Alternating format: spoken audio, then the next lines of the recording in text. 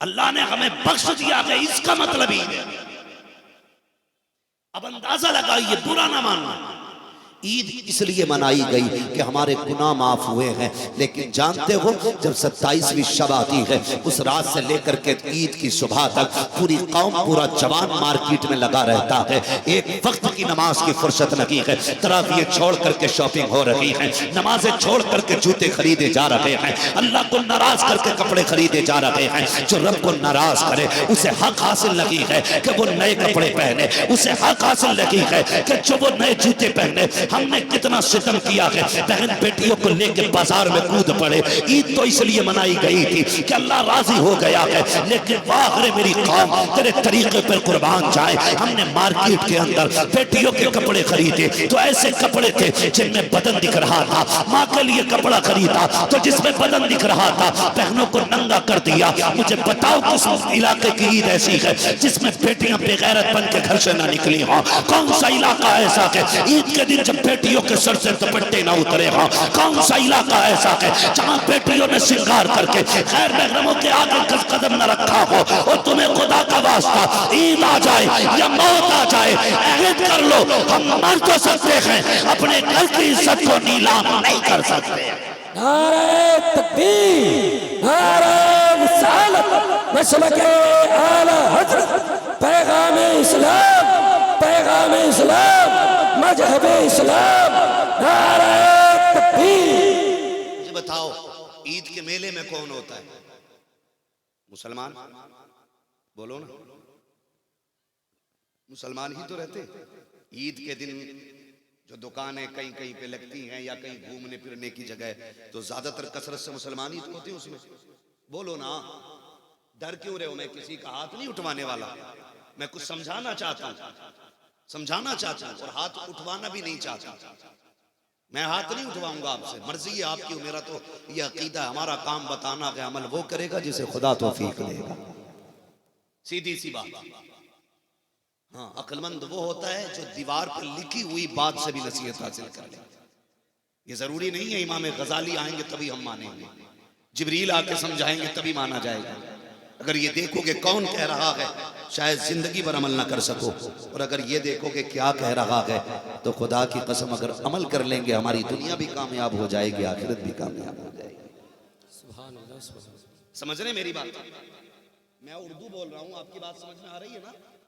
ठीक है, ऐसा तो नहीं है कि थोड़ा मुश्किल लग रहा हो। मेरी वैसे भी आदत है कि मैं इस तरीके से बात करता हूं ताकि आसानी से सामने वाला बात समझ सके। ठीक है, ईद के दिन में ज्यादातर मुस्लिम लोग होते हैं, और जो बेपर्दा बेटियां निकलती हैं वो भी हमारी होती हैं। समझ गए? जो बेपर्दा निकलती हैं वो भी हमारी बेटियां होती हैं। हैरत की बात यह है, बेटियां भी हमारी हैं और तकने वाले भी हम, और फिर मुआशरे की बर्बादी पर रोने वाले भी हम। तीन बातें हो गई, बेटियां भी हमारी, तकने वाले भी हम, और अपनी बर्बादी पर रोने वाले भी। बोले, रोने वाले भी हम ही होते हैं। और फिर कहते मौलवियों ने बेड़ा गर्क कर दिया।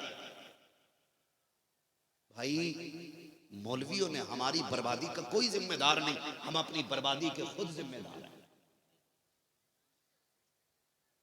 अगर मेरे घर को आग लग रही है तो आपकी वजह से नहीं, मेरी वजह से, मेरी वजह से। और बुजुर्गों ने फरमाया कि आग जब तक चूल्हे में रहती है ना, तब तक आग से आप फायदा हासिल कर सकते हो, और जब आग चूल्हे से बाहर हो जाती है ना, तो फिर आग आपसे फायदा हासिल करती है।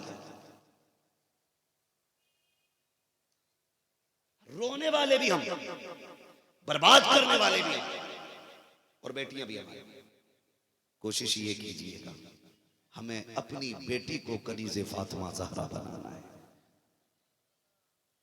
अगर हम में से हर कोई बेटी को ये तालीम दे, मेरी बहन, मेरी बेटी, ये चादर तुझे किसी मुल्क के कानून ने नहीं दी है, किसी संविधान या किसी हिस्ट्री के किसी चैप्टर से तुझे नहीं मिला है, बल्कि ये दुपट्टा तुझे मुस्तफा जाने रहमत की चौखट से दिया गया।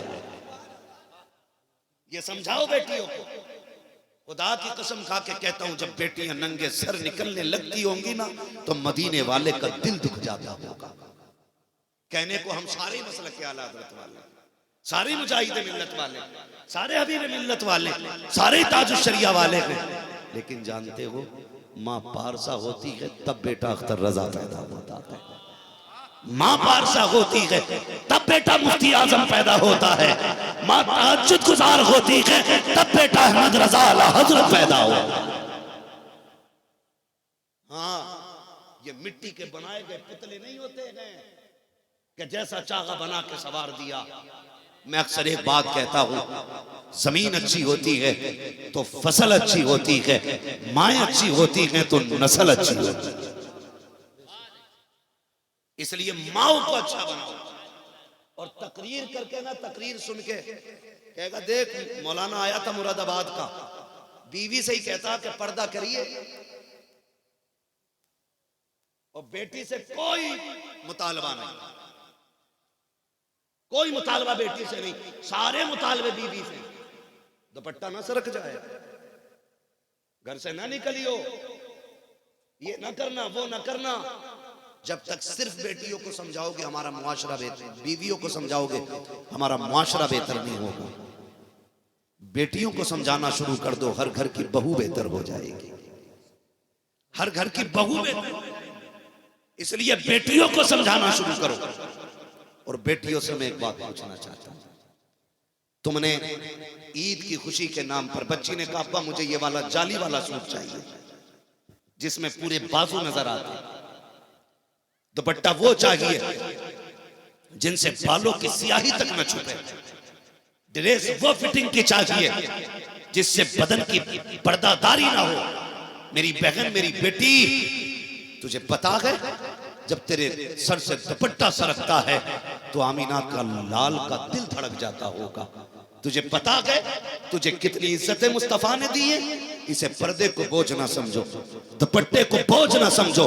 दुपट्टा गैरत है, दुपट्टा इज्जत है, दुपट्टा शान है, दुपट्टा शौकत है। तेरे सर की चादर तेरे खानदान का वकार है, तेरे घर तेरे सर की चादर तेरे बाप की आबरू है, तेरे सर की चादर तेरे भाई की इज्जत है। इसे सरकने न देना।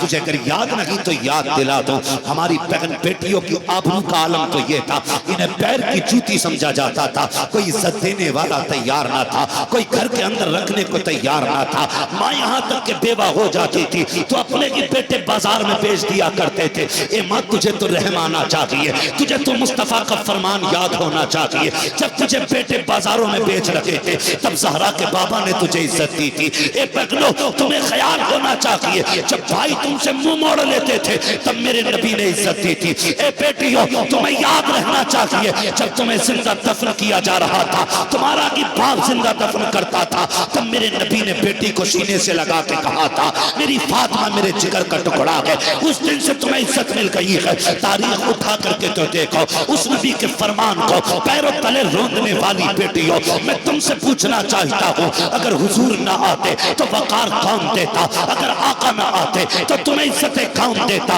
अगर इज्जत आका ने दी है तो लाजिम है मर जाना, लेकिन सर से दुपट्टे को नीचे सरकने नहीं दे। नारे तकबीर, नारे रिसालत, मजहबे इस्लाम, पैगामे इस्लाम, कलीजे फातिमा, नारे तकबीर। चलें और आगे बोल लो थोड़ी देर, थके तो नहीं अभी? जितने लोग सुनना चाहते हैं कह दे जरा या रसूल अल्लाह। जी हो सलामत रहो, अल्लाह बरकत अता करे। सुने जरा गौर से। मैं हमारे यहाँ बिहार बंगाल में अक्सर ये देखा जाता है असद भाई कि जलसा कम होता है मेला तगड़ा होता है।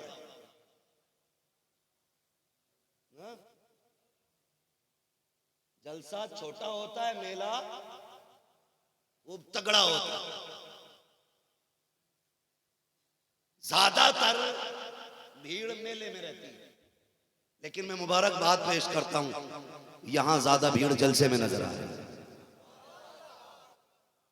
ज्यादा भीड़ जलसे में नजर आ रही है। पता चला दुनिया वाले जलसे में कम आए हैं, दीन वाले जलसे में ज्यादा आए हैं। अल्लाह आपको सलामत रखे, अल्लाह करे यही उसूल कायम रखे और खुदा करे एक दिन ये जलसों से मेलों की दुकानें खत्म हो जाए, खत्म होनी चाहिए बिल्कुल। इसमें सिवाय बदतमीजी और तमाशों के कुछ नहीं। लोग कहते हैं मौलवियों का जहन खराब होता। बेटे मौलवी का जहन साफ होता इसलिए साफ बात कहते हैं। हाँ, इनसे माहौल मुआशरा खराब होता है इन चीजों से। दुनिया में सबसे अच्छी जगह कौन सी है? सारे बोले जोर से। मस्जिद है ना। और सबसे बुरी जगह बाजार। सारे बोले क्या है? ये पीछे वाले क्यों नहीं बोल रहे भाई? दुकान अपनी भी है क्या? सबसे बुरी जगह बाजार होती और सबसे अच्छी जगह मस्जिद होती है। अब मुझे बताओ, तुम्हारे यहां औरतें मस्जिद में नमाज पढ़ने जाती हैं? शक हो रहा है क्या? कुछ लोग एक दूसरे का मुंह देख रहे हैं, इसने क्या किया? जाती हैं? अच्छा, जुमा पढ़ने? चलो फिर जुमा भी नहीं, ईद पढ़ने जाती होंगी? नहीं जाती ना।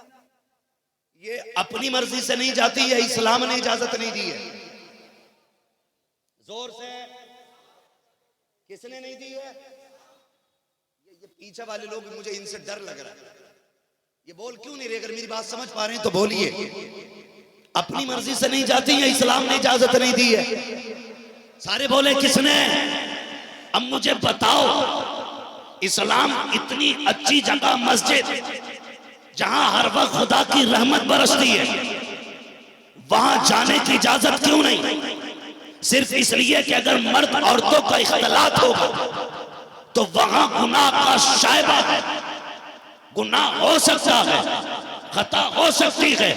अगर गुनाह हुआ, अगर कोई बेटी किसी ऐब से मंसूब हो जाती है तो बेटी की आबरू चली जाएगी।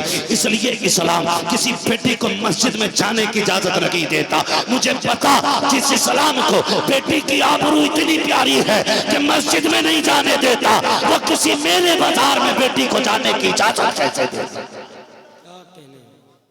अकलें मारी गई हमारी, लिए मेले में चल दिए। नहीं मौलाना, ये दिन नहीं छोड़ेंगे, साल में एक ही बार जलसा होता, वरना गुड्डू की अम्मी पूरा साल ताने देंगे। मौत भी एक ही बार आनी है, दोबारा लौट के नहीं आना इधर। फिर समझ गए ना मेरी बात? एक ही बार मरना है, एक ही बार मरना है। मरने से पहले तैयारियां कर लो, तैयारियां कर लो मरने से पहले मौत की। बहन बेटियों को हया की तालीम दो, हया की तालीम, हया की तालीम। और हमारी बहन बेटियों को ना मर्दों से ज्यादा बढ़ चढ़ के हुजूर से प्यार करना चाहिए, मर्दों से ज्यादा। हालांकि ये हमारा अकीदा यह है कि हमारे बदन पे उतने बाल नहीं जितने मदीने वाले के एहसानात हमारे ऊपर हैं। लेकिन याद रखिएगा, आप अगर अपनी जिंदगी के बारे में सोचेंगे, हमारी माँ बहन है तो इंशाअल्लाह कभी गलती से भी दुपट्टा सर से नहीं सरकेगा, कभी नहीं सरकेगा। मेरी बहन, मेरी बेटियों, अल्लाह तौफीक देना तो दुआ मांगना, मालिक हमें कनीज़े फातिमा ज़हरा बना दे। नौजवानों, तुमसे गुजारिश है, बेटियां अगर आधे कपड़ों का सवाल करें ना तो उनसे कहना ये जो नंगे लिबास है ना, ये फैशन वालों के लिबास है, और जो पर्दे वाला लिबास है ना, ये नबी की फातिमा ज़हरा वाला लिबास है। खाली हुसैन हुसैन का नारा लगा लेना काफी नहीं है, बेटियों को ज़ैनब बनाना पड़ेगा, बेटी को ज़ैनब बनाना पड़ेगा, माँ को फातिमा जैसा होना पड़ेगा, तब मजा आता है हुसैन का नारा लगाने का, तब मजा आएगा करबला वालों का नारा लगाने का। हमने गलती की है, हमने बेपर्दगी को आम किया। ईद के दिन सबसे ज्यादा बेपर्दा बेटियां नजर आई, दिल दुखता है, दिल दुखता है। ऐसा लगता है जैसे कि अब गैरत का महीना निकल गया। अब शरीयत के जो उसूल थे रमजान के बाद उठा लिए गए, जो अब जो जिस तरह चाहे जिए। नहीं, हमें हर हाल में अपने रब के अहकाम की पैरवी करनी है, पासदारी करनी है। वादा करो इंशाअल्लाह ईद के दिन भी बेटियों को बेपर्दगी करने नहीं देंगे। बोले इंशाअल्लाह, जोर से बोले इंशाअल्लाह। हाँ, लेकिन हालात ये है मर्द भी उधर ज्यादा जाते हैं जिधर लड़कियां ज्यादा आती हैं। ये तो खुद 2 रकात पढ़ के उधर कोई सरक रहा है। ना करो ऐसा, ना करो। हर बंदा अपने घर पे पाबंदी लगाए, बहन बेटियों को शराफत की तालीम दे, फिर देखना इंशाअल्लाह घर में बरकतें कितनी आएंगी, घर में बरकतें कितनी आएंगी। नौजवानों, हमने हुजूर का कलमा पढ़ा है, हुजूर से मोहब्बत का दावा करते हैं, हम हुजूर से प्यार करते हैं, गुनाहगार जरूर हैं लेकिन कोशिश करते रहो, कभी तो वो दिन आएगा हुजूर ख्वाब में आके किस्मत जगा जाएंगे। कोशिश करते रहो, किसी दिन तो हुजूर आएंगे ना, या तो यहां आके किस्मत जगाएंगे या मदीना बुला के किस्मत जगाएंगे। हाँ, ये कोशिश जारी रखें, अपनी मेहनतें करते रहें, अपने नबी से प्यार के दावे तो करें लेकिन दलील के साथ कोशिश भी करते रहे, कोशिश भी करते रहे। ये देखो जलसे की कमेटी ने आज अमामा बांधा है, सबसे निराले नजर आ रहे हैं, सबसे निराले। मुझे एक बुजुर्ग की बात याद आ रही है, वो किसी गली से गुजर रहे थे, एक बच्ची को नंगे सर देखा, कहने लगे बेटी दुपट्टा कब से उतर गया? उसने कहा जब से मर्दों ने टोपियां उतार दी लड़कियों ने दुपट्टे उतार दिए हैं। हाँ, हर भाई ये चाहता है मेरी बहन हया के साथ रहे, लेकिन टोपी से बोझ लगता है, टोपी से बोझ लगता है। अब भी बुरा ना मानिएगा, जलसे में 10% लोगों के सर पे टोपी नहीं है। ईद पे सबने 1800-1600 के जूते खरीदे होंगे, 1600 के जूते खरीदे होंगे, लेकिन 20 रुपए की टोपी नहीं खरीदी होगी। हाँ, और बुरा ना मानना, टोपी होती है तो कम से कम कुछ पर्दा भी रहता है। जिनकी टोपियां नहीं होती हैं, बालों की कटिंग अल्लाह माफ करे, लंबी लाइन लगी पड़ी ईद पे, ऐसी लाइन लगी पड़ी थी कि मूंछें काटने तक का टाइम नहीं था नाइयों के पास, और अंदर जाता था इंसान बन के, निकल के आता था जानवर बन के। क्या मसला है? देखो ऊपर इतना बड़ा झूड़ है यहां, और ये ऐसे जैसे कि जानवरों ने इसके बाल खा लिए, जैसे धोखे से इसे चूहे लिपट गए, नीचे नीचे के बाल खा लिए, यूं झटका दिया, यूं दिया, चला मार्केट में, और नारा लगे कह रहा गुलामी रसूल में मौत भी कबूल है। बाल खंजीर जैसे कटाए, दावे गुलामी रसूल के। अल्लाह माफ करे, एक की दाढ़ी देखी ना, अजीब सी लकीर आई ऐसे, और फिर यहां से कट लगा था। मैंने दूर से देख के महसूस किया शायद एक्सीडेंट हुआ होगा, ये टांके लगे होंगे जो बाल नहीं जमे। पता नहीं क्या कारीगरी है इन लोगों की, ऐसे सीधी यहां से काट के लाके कनपट्टी पे निकाल देते। हाँ, ये कटिंग है बालों की। और दाढ़ी के अंदर इतने नुक्स पैदा कर दिए, दाढ़ी के अंदर। फरिश्तों की तस्बीह ही है, पाक है वो जात जिसने मर्दों को जीनत दी दाढ़ी के बालों से, और औरतों को जीनत दी है सर के बालों से। अच्छा एक बात बताओ, अगर सर मुंडा दे तो कैसी लगेगी? गंजी नहीं भूतनी लगेगी। डर के क्यों बोल रहे हो भाई? माँ अगर सर मुंडा दे तो रौनक चली जाती है, मर्द अगर दाढ़ी मुंडा दे तो चेहरे की रौनक चली जाती है। रब ने ये मर्द की दाढ़ी लगाई इसलिए थी क्योंकि तू मर्द था।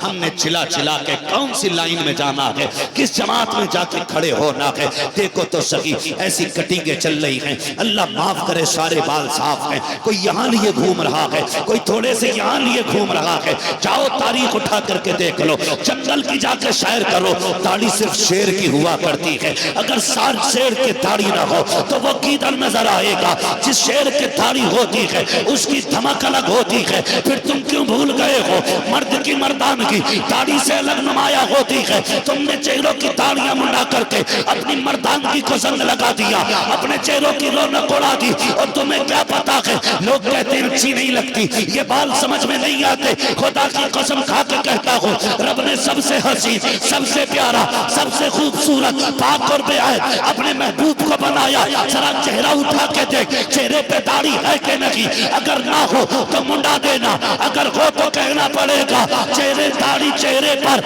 ये ऐब नहीं होती, हुस्न होती है। अगर ऐब होती तो खुदा महबूब के चेहरे पे कभी दाढ़ी नहीं जमा।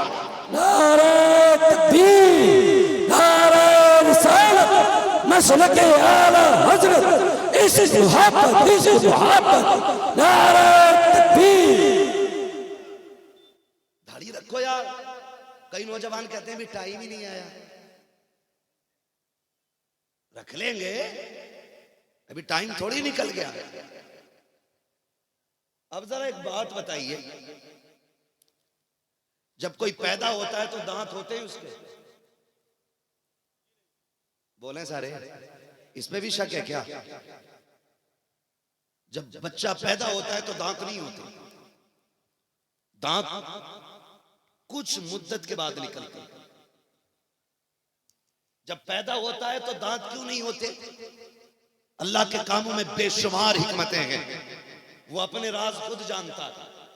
लेकिन जहां तक हमने गौर किया हम इस नतीजे पे पहुंचे, क्योंकि लीवर कमजोर होता है और दांत मजबूत चीजों को काटने के लिए होते हैं। इसलिए रब ने दांत उस वक्त नहीं रखे क्योंकि दांतों की जरूरत थी नहीं। जैसे जैसे लीवर मजबूत हुआ रब ने दांत जमाए।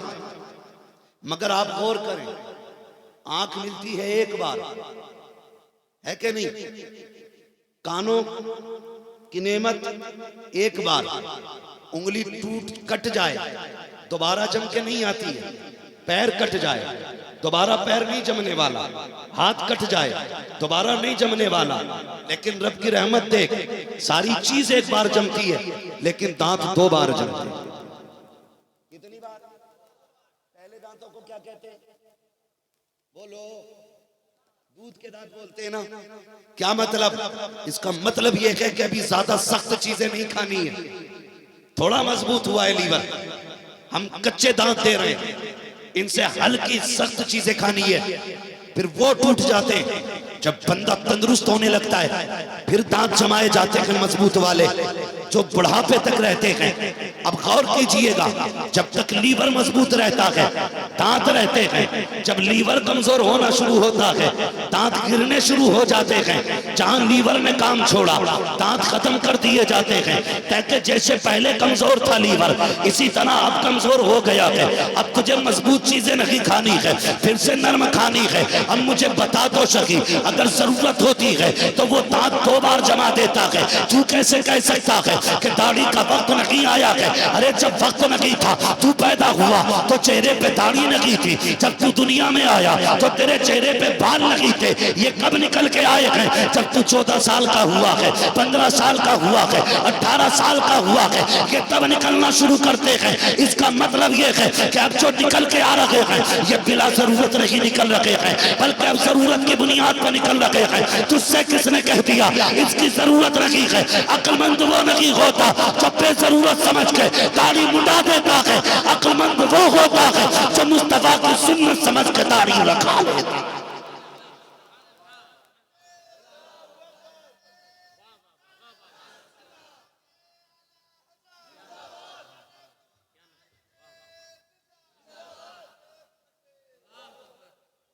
करेंगे इंशाअल्लाह ये कोशिश भी। कई एक नौजवान कहते हैं यार शादी नहीं हुई है, शादी हो जाएगी तो फिर दाढ़ी रख लेंगे। ये भी है ना एक सोच। ये इतने सारे उलमा बैठे हुए हैं, कोई एक बंदा साबित नहीं कर सकता कि कोई मौलवी इसलिए कुआरा मर गया हो कि उसकी दाढ़ी की वजह से शादी नहीं हुई थी। समझ गए मेरी बात? ये शैतान वहम पैदा कर देता यार अभी दाढ़ी नहीं रखनी है, शादी कर, शादी के बाद दाढ़ी रखनी है। और मैं एक बात पूछूं आपसे, दाढ़ी आप कह रहे शादी के बाद रखनी, क्यों? कहने लगे कि साहब दाढ़ी देख के ना कुछ लोग मना करते। सुन बेटे, काम आएगी ये बात, और पुश्तों को बता देना मैं आज बता के जा रहा हूं। लड़की देखने भेजते हो, निकाह से पहले रस्म होती होगी ना लड़की देखने की, पसंद करने की। बोलो, इतना वक्त नहीं है मैं आपसे बार बार किसी बात को कहलवाऊं। 15 मिनट बाकी है मेरे, मुझे फौरन निकलना है, अभी कलकत्ता एयरपोर्ट जाना है, इसलिए कम वक्त जाए करके जरा जल्दी मेरा साथ दे। जाते कि नहीं देखने के लिए? जाते हैं। क्या कहते हो? जब पता चलता है ना घर में कि अम्मी लड़की देखने जाने वाली है, तो लड़का घूम फिर के अम्मी के चक्कर लगाता है, डरता कहूं न कहूं, कहूं न कहूं, फिर कह देते हैं अम्मी जरा सही से देख लेना, मेरी जिंदगी का सवाल है। यही है। अरे जिनकी हो गई है वो टेंशन में क्यों है यार? यही मसला है। और जो होने के बाद टेंशन में, उनका नतीजा, उनकी वजह भी बताऊंगा वो टेंशन में क्यों है। अम्मी जरा देख के आना, ठीक ठाक देखना, ऐसे हाँ मत करना कभी चाय पीते ही कह दो लड़की हमारी है। सब कुछ देख लेना, आंख नाक कान रंग कद सब देखना। यही कहते हैं। अम्मी देख के आ गई, लल्ला लड़की का जवाब नहीं। और जैसी आई है और 8 दिन बाद जो घर में झगड़ा हुआ है, कह रही अम्मा तुमने मेरी तकदीर खराब कर दी, तुमसे कही थी सही देख के आना, तुम इसे देख के आई थी, तुम तो कह रही थी हूर लग रही है, ये तो चुड़ैल निकली। तो जानते हो, अब सुनो मेरी बात बहुत गौर से, गलती कहां हुई? तुमने देखने भेजा, माँ का कितना काम है, माँ जाहिर देख सकती है, बातिन नहीं देख सकती। माँ ऊपर से देख सकती है, दिल कैसा है माँ बोले नहीं देख सकती ना, फिर अंदर का कैसे पता चलेगा? अंदर का कैसे पता चलेगा? तो सीधा सा सवाल हिसाब है, चेहरे पे दाढ़ी रख लो, अंदर का पता चल जाएगा। अगर लड़की को यह पता चला कि उसकी दाढ़ी है और वो ये कह दे कि मुझे इससे शादी नहीं करनी है, तो रब का शुक्र अदा करना और दाढ़ी को चूमना अपनी, कहना एहसान है तेरे चंद बालों, क्योंकि तुम्हारे सदके में मेरे घर से चुड़ैल से आने से मेरा घर पाक हो गया है। अगर दाढ़ी ना होती तो ये मेरे घर में आकर बैठ जाती। ये दाढ़ी के बालों को देख करके ये इब्लीस की बच्ची भाग गई है। अगर चेहरे पे दाढ़ी होगी, तेरे घर के अंदर कोई चुड़ैल दुल्हन बन के नहीं आएगी, नचनिया नहीं आएगी, बदमाश और बदचलन नहीं आएगी। दाढ़ी वाले के घर में सिर्फ वही आएगी जिसे खुदा से भी प्यार होगा, मदीने वाले मुस्तफा से भी प्यार होगा।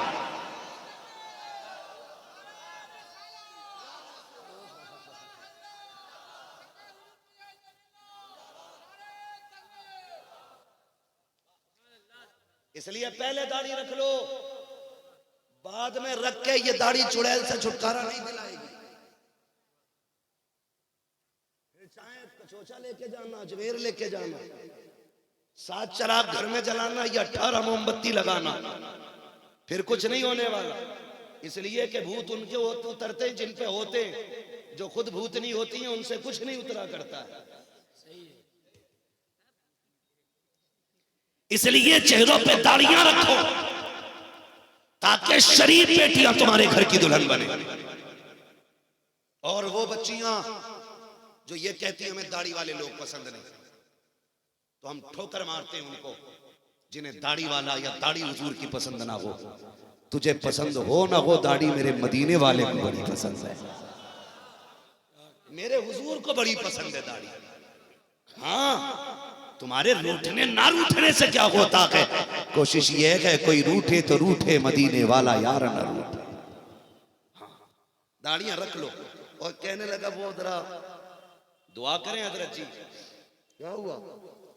दुआ करें अल्लाह ताला से, मैं बड़ा रोता हूं हुजूर के लिए। किसी दिन ख्वाब में हुजूर तशरीफ ले आए, किसी दिन हुजूर तशरीफ ले आए। मैंने सीधी बात कही थी नौजवानों, सुने नौजवानों, मैं कोई किताब पढ़ के नहीं सुना रहा हूं, वक्त जाया नहीं करना, एक बात कीमती है। मैंने कहा था अगरबत्ती मोमबत्ती खुशबू लगाने से हुजूर नहीं आते, किसी दिन उनकी मोहब्बत में उनके लिए कभी धोखा खा के देख, फिर देख आंसू पोंछने के लिए खुद हुजूर तशरीफ ले आते, खुद हुजूर आ जाते हैं। उनके लिए तकलीफ तो उठाओ, थोड़ी सी तकलीफ उठाओ। और कोई नौजवान अगर ये कहे कि मेरा रिश्ता इसलिए नहीं हो रहा है कि मेरी दाढ़ी है, जा वजीफा बता रहा हूं, दाढ़ी रख, और दुनिया वाले ठुकरा दें कि दाढ़ी ये लड़की नहीं देनी है, रुख मदीने की तरफ करना, कहना या रसूल अल्लाह ये मैंने दाढ़ी रखी है, लोगों ने बेटी देने से इनकार किया है, तेरे खजाने में क्या कमी रखी गई है? रब ने तुझे कायनात के खजाने की चाबियां अता की हैं, क्या तेरा चाहने वाला यूं ही रुसवा होता रहेगा? खुदा की कसम खा के कहता हूं वक्त ज्यादा नहीं गुजरेगा, एक से एक पारसा बेटी के रिश्ते तेरे दरवाजे पे आके खड़े हो जाएंगे। मांगो तो सही उनसे, मांगो तो सही उनसे, उनकी सखावत बड़ी आम है। कौन देता है देने को मुंह चाहिए, देने वाला है सच्चा, जोर से देने वाला है सच्चा। हमारा नबी हुजूर के लिए नौजवानों करके देखो, लेकिन हुजूर के नाम से ये काम करो, चेहरों पे दाढ़ियां सजाओ। मैं ये भी नहीं कहूंगा कि हाथ उठा लें जितने लोग दाढ़ी रखेंगे, रख ले दाढ़ी। जो दाढ़ी रख लेते हैं ना उनके लिए हुजूर इंशाअल्लाह गुंबद खजरा से दुआ फरमाएंगे, हुजूर उनके लिए दुआ करेंगे। हैरत होती है, कह रहे अब्बा का इंतकाल हुआ, कोई वजीफा बताओ जो अब्बा पहले झटके में जन्नत में चला जाए। हाँ पहली बार में अब्बा सीधा जन्नत में जाए। भाई सीधी सी बात है, बाप का जनाजा पड़ा हो ना, बिरयानी तो खूब बनी होगी, ठीक है, तस्बीहां भी खूब चली होंगी, मजहूल पढ़ने वालों ने कुरान भी खूब पढ़ा होगा, लेकिन नतीजा कुछ नहीं निकला। बस इतना कर, बाप का जनाजा पड़ा और तेरी दाढ़ी ना हो, बाप के सरहाने खड़ा हो, रुख मदीने की तरफ कर, कहना या रसूल अल्लाह आज बाप के जनाजे पे खड़े होकर वादा करता हूँ, बाप के इसाले सवाब के लिए जब तक जिंदा रहूंगा चेहरे पे मुस्तफा तेरी सुन्नत को सजा के रखूंगा। कभी बाप के जनाजे पे खड़े हो करके और दाढ़ी का ऐलान करते, वादा कर ले वादा रब से कि दाढ़ी नहीं मुंडाऊंगा, खुदा की कसम बाप कब्र में बाद में पहुंचेगा, मदीने वाला रोशन चेहरा लेके पहले कब्र में आ। हमें तो बाप को बख्शवाना ही नहीं आता। कह रहा हजरत इसलिए दाढ़ी नहीं रखी है क्योंकि मैं बिजनेस कर रहा हूं। तुम्हें क्या पता, तुम तो मौलाना लोग हो भाई, तुम्हें और नजर से लोग देते हैं, हमें और नजर से देखते हैं। मैंने हमें किस नजर से देखते हैं? हम क्या जमीनी मखलूक नहीं है? या नहीं दुकानदारी को तुम नहीं समझोगे? मैंने कहा बताना कुछ तो समझा यार, इतनी भी पागल नहीं है तू बोले और हम ना समझे। कह रहे बात ये है कि देखो जी दाढ़ी रख ली ना और फिर झूठ बोल दो तो लोग कहते हैं दाढ़ी रख के झूठ बोलना शर्म नहीं आ रही। तो मैंने कहा सही तो कहते हैं यार, दाढ़ी रख के झूठ बोल रहा है शर्म नहीं आ रही, सही तो कहते हैं। मैंने कहा बोलता क्यों है? उसने कहा बिजनेस में बोलना पड़ता है। क्यों? झूठ ना बोलो तो फिर दुकानदारी चलती नहीं। मैंने कहा गलत कहता है, रज़्ज़ाक़ तेरी अपनी फितरत नहीं, रज़्ज़ाक़ मेरे रब की जात है। भरोसा करके बैठो, आप झूठ छोड़ दो। क्या नबी के सहाबा का बिजनेस नहीं था? इमाम आजम अबू हनीफा बिजनेस नहीं करते थे? इमाम अहमद बिन हंबल, ये तमाम बुजुर्गों देखो क्या इन्होंने कोई बिजनेस नहीं किया? ये मेहनत करके खाने वाले लोग थे, पसीना बहा के खाने वाले लोग थे, मगर झूठ बोला इन्होंने। अल्लाह ने रोजी दी के नहीं? बोले दी के नहीं रोजी? जब खुदा पत्थर के अंदर कीड़े को हरा पत्ता दे सकता है तो अशरफुल मखलूकात को दुकान पे बैठ के सच्चा रिस्क नहीं दे सकता? तो ये क्यों कहते हो झूठ बोलना पड़ता बिजनेस में? मिलना उतना ही है जितना मुकद्दर है। अब वो तुम्हारे हाथ में दिया गया है, तुम उसे हलाल करके ले लो या उसे हराम करके ले लो। सीधी सी बात। सच बोल के लोगे हलाल हो जाएगा, झूठ बोल के लोगे हराम हो जाएगा। इसलिए झूठ को रज़्ज़ाक़ ना कहो, रब रज़्ज़ाक़ है। सच बोलना शुरू करो, अल्लाह बरकत देता है। एक बात समझा दूं, बरकत और होती है, कसरत और होती है। बरकत और कसरत में फर्क होता है। बरकत और कसरत में फर्क होता है। कसरत के 10 लाख भी बेकार होते हैं, बरकत का 1 रुपया बहुत होता है। कसरत के 1 करोड़ से जरूरत पूरी नहीं होती, बरकत के 1 रुपये से जरूरत पूरी हो जाती है। इसलिए अगर किसी के पास झूठ की वजह से कसरत से पैसा आ रहा है तो वो बरकत नहीं है। वो कसरत हो सकती है, बरकत नहीं। बरकत किसी गरीब की झोपड़ी में नजर आती है, बरकत किसी मजदूर के दस्तरखान पे दिखाई देती है। कभी कभी मुर्गा खा के भी पेट खराब हो जाता है और कभी कभी चटनी खा के सोने वाले भी शान से जिया जाते हैं। समझ गए मेरी बात? तो झूठ से बचे के दाढ़ी इसलिए नहीं रख रहे कि दुकान पे ना थोड़ा सा इधर उधर का बोलना पड़ता है। नहीं, अल्लाह रज़ाक है, हमें झूठ नहीं बोलना है। आखिरी बात, हमारी कौम नौजवान फैशन के तौर पे आजकल शराब की तरफ जा रही है। शादी ब्याह के मौके पे, पार्टियों के मौके पे, अकीके के मौके पे, बर्थडे के नाम पे लोग शराबें पी रहे हैं। नौजवान एक बात पे गौर कर लेना, कभी शराब को हाथ न लगाना, कभी शराब को हाथ न लगाना। शराब पाक होती है कि नापाक? सारे बोले नापाक होती है ना। और मुंह क्या होता है? जोर से पाक होता है। रब ने कितना पाक बनाया मुंह को जानते हो? जब मां के शिकम में थे और तुम्हारे जिस्म को ताकत के लिए, नुमू के लिए एक मादे की जरूरत थी जो कि नापाक था। रब चाहता तो उस ही नापाक मादे को तुम्हारे मुंह के जरिए भी तुम्हारे जिस्म में पहुंचा सकता था, लेकिन उसने नाव के जरिए पहुंचा। लेकिन गंदे खून को मुंह में नहीं जाने दिया। क्यों? क्योंकि एक दिन तुझे इतनी लबों से मेरे महबूब का नाम लेना है। उसने मां के शिकम के अंदर तुम्हारे मुंह को गंदगी से पाक रखा, और जब तुम दुनिया में आ गए तो तुमने शौक के नाम पे शराब पी, तुमने लोगों के डिमांड पे आके शराब पी, मौज मस्ती के नाम पे शराब पी। मुस्तफा का कलमा पढ़ने वाला शराब पिए तो गैरत आनी चाहिए। इस शराब की औकात क्या है, इसकी क्वालिटी क्या है? ये पेशाब से बदतर चीज है। तुम्हें क्या पता है आज उतनी महंगी शराब ना कोई खरीद सकता है, ना कोई बना सकता है। शराब उस दौर की देखो जब शराब की हुर्म का, हराम का हुक्म नहीं आया था। सहाबा इकराम के घरों में शराब के मटके रखे हुए थे, बड़ी बड़ी कीमती शराब थी। लेकिन जैसे ऐलान किया गया, ओ लोगों, अल्लाह ने शराब को हराम कर दिया है। खुदा की कसम, तारीख गवाह है, गलियों में शराब ऐसे बह रही थी जैसे नाली में पानी बहता है।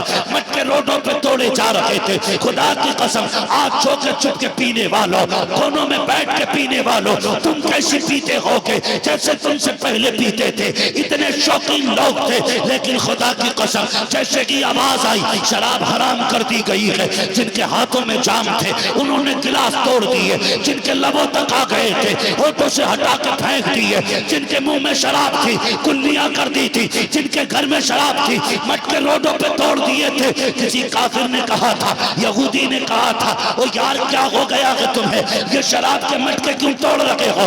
ये तो बड़ी कीमती शराब है। तो गुलामों ने कहा था, आज ये हराम कर दी गई है, हमारे नबी ने मना कर दिया है, अब ये हराम हो चुकी है। उसने कहा था, नादान हो, इतनी कीमती शराब अगर हराम हो गई है किसी को बेच दो, पैसा मिल जाएगा। तो उन्होंने ये कहा था, वापस चला जा, तेरा मशवरा तुझे मुबारक हो।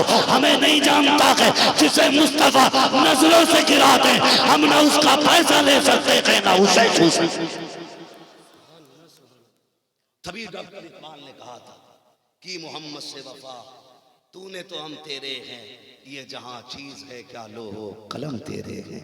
या अय्युहल्लज़ीना आमनू कू अंफुसकुम व अहलीकुम नारा, ए ईमान वालो, अपने आप को और अपने घर वालों को जहन्नम की आग।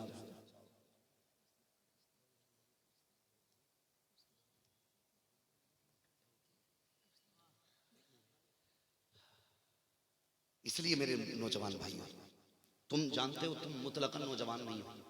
तुम सिर्फ अपने बाप का सहारा नहीं हो, अपने परिवार का सहारा नहीं हो, तुम इस्लाम का मुस्तकबिल हो। तुम इस्लाम का मुस्तकबिल हो। समझो अपने आप को, चाहे कोई गुड्डू का बेटा हो, पप्पू का बेटा हो, मगर इस्लाम का मुस्तकबिल हो तुम। तुम अगर अच्छे हो जाओगे तो खुदा की कसम हमारे इस्लाम को लोग अच्छाई से ताबीर करेंगे। इसलिए कि हमें देखने के बाद लोग हमारे मजहब का फैसला करते हैं। हम चोरी कर लें तो लोग कहते हैं मुसलमान होते ही ऐसा है, हम गाली दे दें तो लोग कहते हैं मुसलमान होते ही ऐसा है। खुदा की कसम अगर हम 10 साल बाद भी किसी की अमानत लौटा दें तो लोग कहते हैं अगर कलमा पढ़ने वाला ऐसा है तो कलमा पढ़ाने वाला कैसा होगा, कलमा पढ़ाने वाला कैसा होगा। हम अगर अच्छे हो जाएंगे, चाहे वो डॉक्टर हो, मास्टर हो, इंजीनियर हो, सब अपने कामों में ना अल्लाह और उसके रसूल की रजा शामिल करो, रजा शामिल करो। जो डॉक्टर हैं मैं उनसे कहूँगा तुम्हारे दरवाजे पे अगर कोई गरीब मरीज आ जाए ना तो मुस्तफ़ा की नाम, मुस्तफ़ा का नाम लेकर के उनकी तालीम का सबक देते हुए कहना हमारे नबी गरीबों पे शफकत करते थे, जब मैंने भी तेरी फीस माफ़ कर दी है।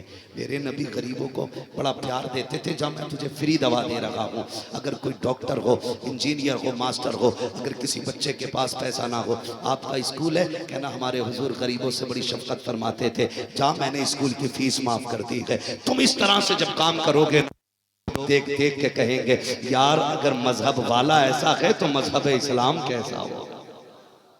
इसलिए सारे नौजवानों को कोशिश करनी है हमें हुजूर से सच्चा इश्क करना है, हुजूर से प्यार करना है, हुजूर से मोहब्बत करनी है और इसी आस में जीना मरना सभी को है। बूढ़े हो, जवान हो, बच्चे हो, खुदा की कसम मज़ा तब है जब जवान का जनाजा जा रहा हो और लोग देख के कहते हैं किसका जनाजा है, जनाजा खुद पुकार पुकार के कहे लहद में इश्क रुखे शह का दाग लेके चले, अंधेरी रात सुनी थी चिराग लेके चले, तेरे गुलामों का नक्शे कदम है राहे खुदा, वो क्या भटक सके जो ये सुराग लेके चले। मेरी नौजवान भाई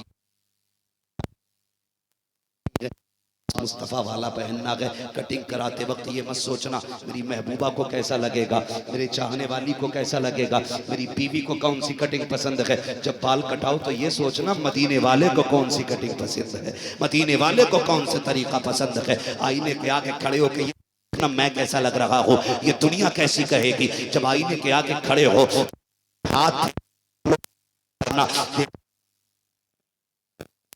कहना या रसूल अल्लाह तेरा एहसान है, मेरे चेहरे पे वो बाल है जो किसी को हो ना हो ज़हरा के बाबा को पसंद है। इसलिए मेरी आपसे गुजारिश है अपने आप से धोखा ना करें। और अभी मुझे बताया हजरत ने कि आपकी बस्ती के अंदर कब्रिस्तान का इंतजाम किया जा रहा है, अगर चैन से जी ना सके तो चैन से मरने का ठिकाना जरूर कर लीजिएगा, मरने के बाद का सुकून तलाश कर।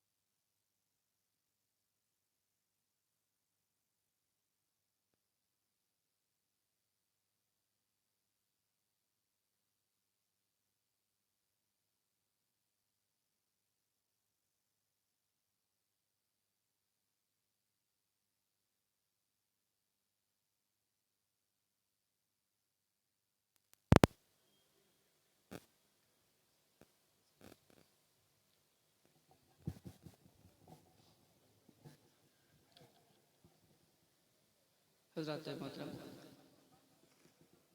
हजरत तशरीफ़ ले जा रहे हैं, सफ़र पे जाना है, लिहाजा आप तमामी हजरत अपनी जगह पे तशरीफ़ रखें। बैठे रहिए, हजरत की गाड़ी है, आप लोग बैठे रहे, कोई मुसाफा ना करें।